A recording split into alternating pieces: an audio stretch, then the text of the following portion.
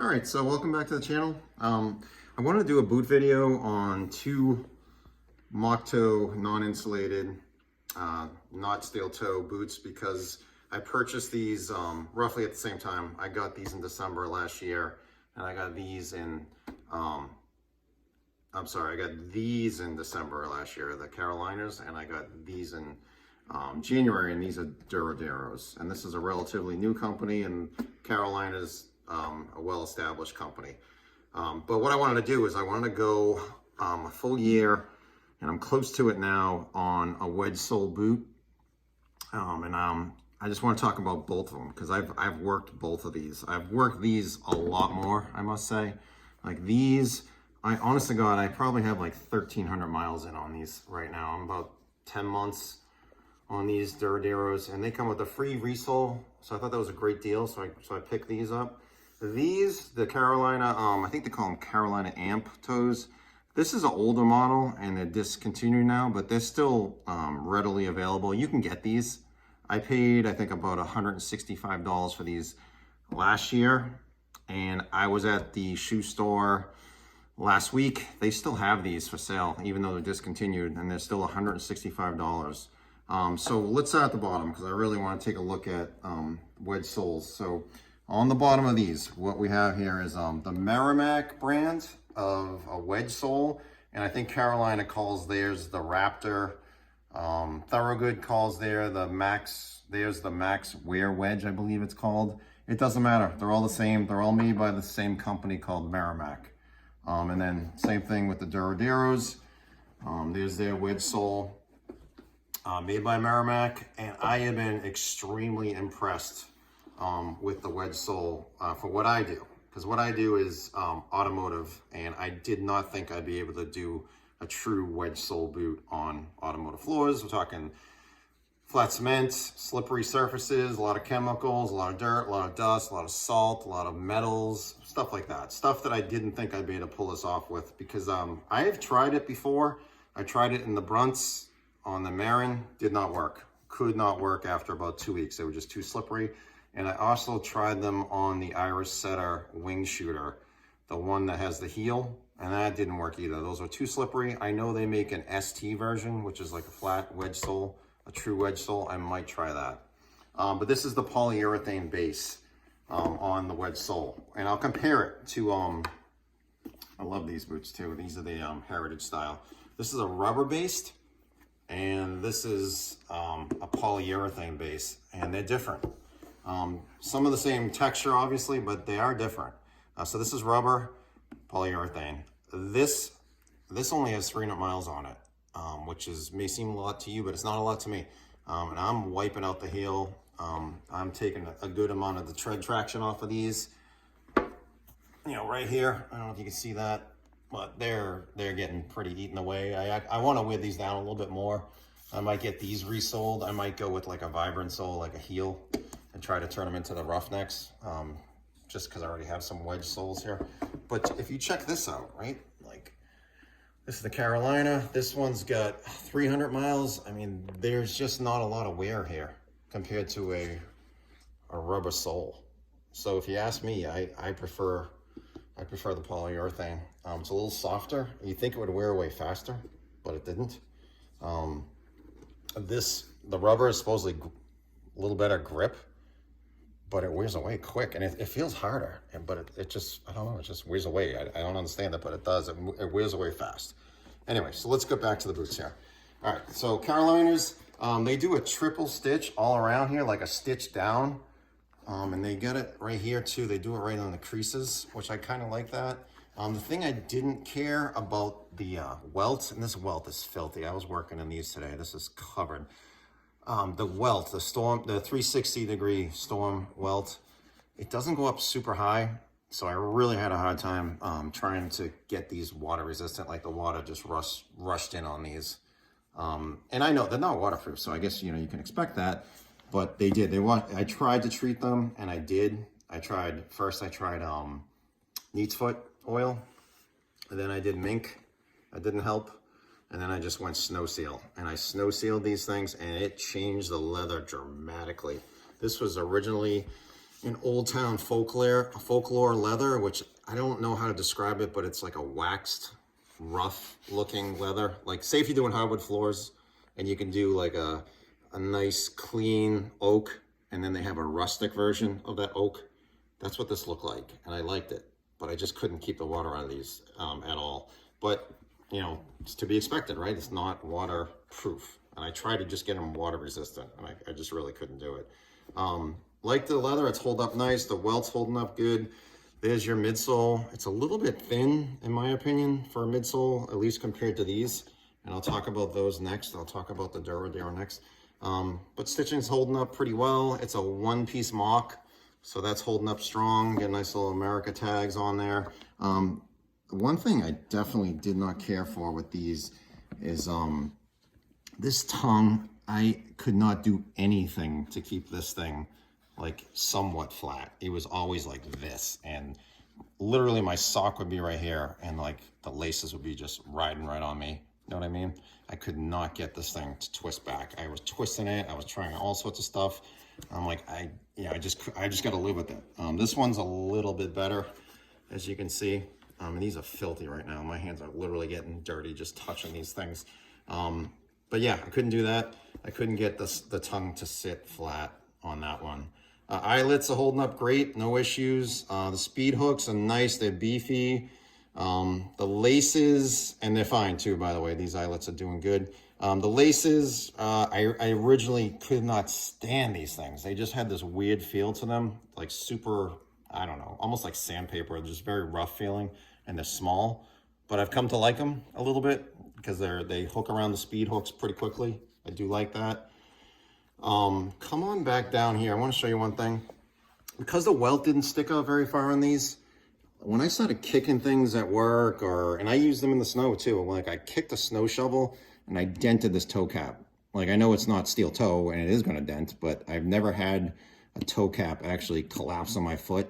And then I went back inside the boot. I like went in here with a ratchet and I pushed it back out. And then I dropped a tire on this one, and it wasn't from a big distance. We're talking like a few inches, and it dented that one too.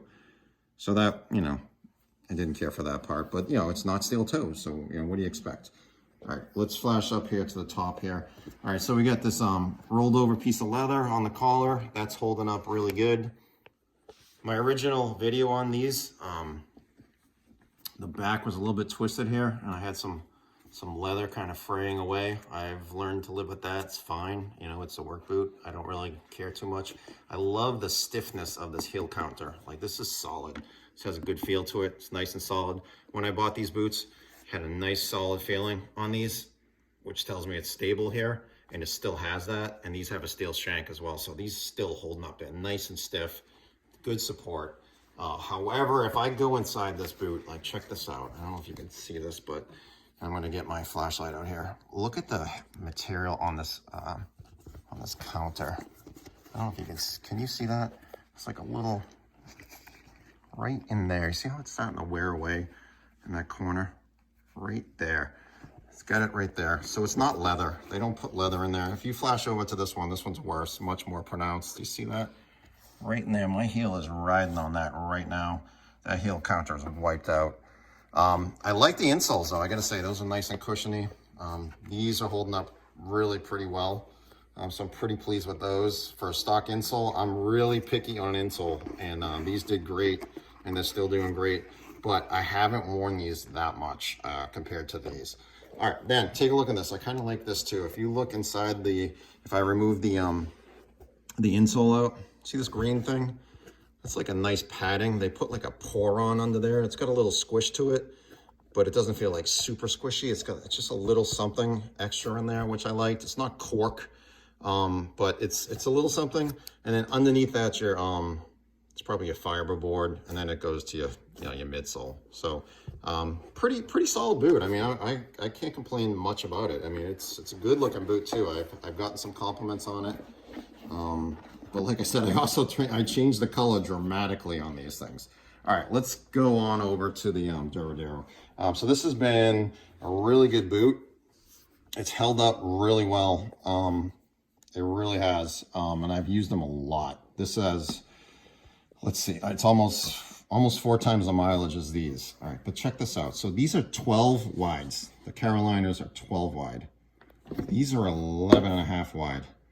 These things are wide. I mean, check out that toe box. It is very big. Here we have a smaller, technically, boot, and it's wider. They put a lot of emphasis on this space here, and I like it. It helped me out a lot. It took away some of my knee pain, and that's why I found myself wearing these so much, because they were just comfortable and they were super grippy. So I like that. Then they did a triple stitch in the front, and I have kicked everything in the world on these things, and they're still there. They're not pulling away, which I really liked a lot. The welt on these things is big. I don't know if you can see that, but you get some, I've worn these down quite a bit in the front because I've kicked so much, but the welt just goes out, and I like it. And they climb up, it climbs up a little bit higher into the boot. So I had a lot more success trying to keep the water out of these boots than the Carolinas. So I like that. I thought that was really good. The other thing too is the midsole on these is huge. Look how wide that thing is. So this can take another midsole, another resole, I would say, but this is a wide midsole, which I like too, because it's super stable. I've put so many miles on these that they should be like wiped out, and they're not. I think the midsole has a lot to do with that, and I hope they continue to do that. And then if you go up to the leather, this is a tumbled leather, and it originally was like a color, like, I don't know, it's like kind of like a, I don't know, like a brown or like an orangey brown, like you'd see in a Thorogood, similar. But I have obviously just, I've got everything in these. I work these. I work both of them. Oil, antifreeze, salt, aluminum, mud, whatever. It's in there. It's on there. It's in this leather. I've tried to keep up with it, but there is only really so much I can do. One-piece mock stitching is holding up really well here in the treble spots on both boots. This one climbed up on me on the Carolina, I gotta say. I had someone comment on that. They said, hey, it looks like your boot's starting to pull up here. And I'm like, really? Does it? And it did. When you're sitting here looking down, it did look like it was coming up, but I don't think it looks bad. I think it's holding up fine. It hasn't pulled away. Then come on over here to the Duradero again. Eyelets are holding up fine, really good. The speed hooks are holding up great. The rolled over leather up top is super comfortable, and I like that. They are more comfortable than these, and I'll tell you why, I think personally, and this is why. Look at the height difference of these suckers. And keep in mind, this has been 1,300 miles, so this is,